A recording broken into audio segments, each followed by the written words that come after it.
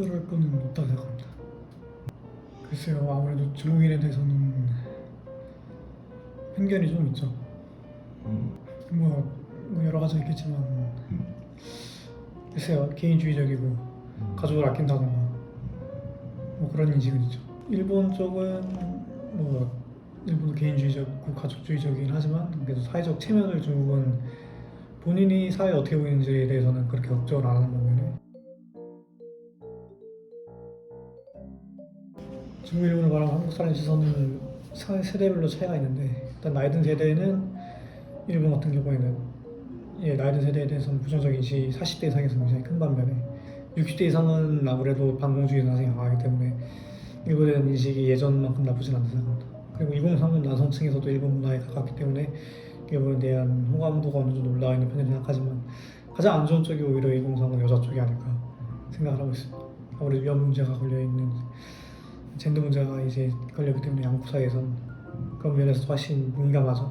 중국 쪽은 오히려 젊은 세대로 갈수록 반감이 큰 모습을 보이는데 40대에서 50대도 중국에 대한 감정이 무반응에 가깝다고 생각한다면 20대, 30대는 문화 침탈에 대해서의 반감, 60대 이상은 반공주의 사상에 대한 반감, 사상에 따른 반감 이런 게 있기 때문에 전체적으로 중국에 대한 인식은 차이가 나지 않고 굉장히 안 좋다고 봐도 될 것 같습니다. 뭐 자연스러운 분출이라 생각합니다. 그런 건 인터넷에 돌아다니는 것은 아무래도 젊은 세대보다 보니까 그런 표현들에 대해서는 잘 숙지하고 있고 다만 이제 서로 이웃 국가들끼리 비하하고 사이가 안 좋은 것은 세계 어느 나라, 어느 지역에서나 나타나는 현상이기 때문에 너무 자연스러운 게 아닌가 생각하고 있습니다.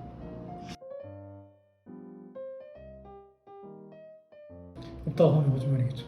아무래도 중국 같은 경우에는 뭐 여러 젊은 세대는 문화 침탈에 대해서 반감을 느끼고 있고 일본 같은 경우에는 제가 중일에 대해서 사실 공통적으로 호감을 느끼는 것은 한국에 대해서 위계 질서를 강요한다는 거거든요. 국력에 따라 힘의 차이에 따른 위계 질서를 강요한다는 게 한국인 입장에서 아무래도 기분이 좋을 리는 없죠. 아무래도 제가 그 나라 여론조사 기관이 아니다 보니까 사실 짐작해서 말하는 수밖에 없는 한계가 지니게 되는데 일본 같은 경우에는 확실히 한국 문화 같은 경우에는 오히려 일본 성별에 반대되는 현상이 나타나는 것 같거든요.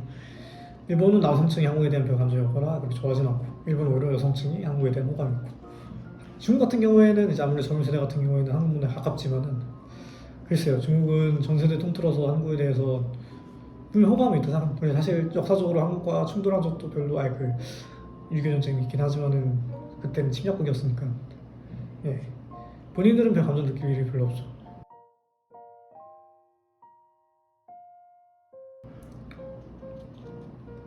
뭐 사실 도의적으로 잘못됐죠.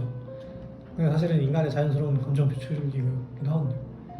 그런 휴대폰을 없앤다는 것은 불가능하죠. 있는 게 당연하다. 사실 우리가 인간 사회에서 혐오랑 감정에 대해서 배격해야 된다 하지만은 그냥 그것은 이유가 없어지지 않는 이상 사라지지 않는 감정이기 때문에 그냥 어쩔 수 없다고 생각합니다. 언제부터요? 고대부터 시작됐죠.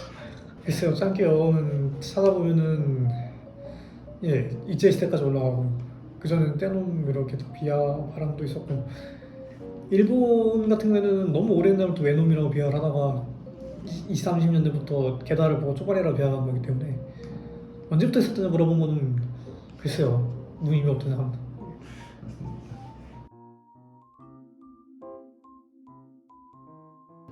뭐 한국인 입장에서는 중국 이미지가 사실 현밀 같은 경우에는 강화된다 보기 좀 어려울 것 같고 통계 수치를 봐도 혐한 같은 경우에도 강화된다고 보기는 참 어려울 것 같은데 한일 고통에서 나타나는 현상이라면 현중 사상이 강해지고 있는 거거든요.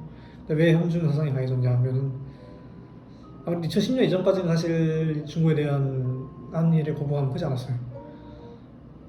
이제 일본 같은 경우 생각과 열도 사태 이후부터 한국 같은 경우에는 천안함 사태 때 북중 밀착부터 시작돼서 북핵 위기 질식가서 한한령 때 피크를 치웠죠. 2017년 그쯤이었는데 그 계기를 생각해보면 사실 중국의 일방주의 외교와 중국인에 대한 혐오보다는 중국이라는 국가에 대한 혐오가 중국인에 대한 혐오를 번지는 걸 봐서 중국의 일망주 외교 때문이 아닌가 2010년 이후에 그렇게 생각하고 있습니다.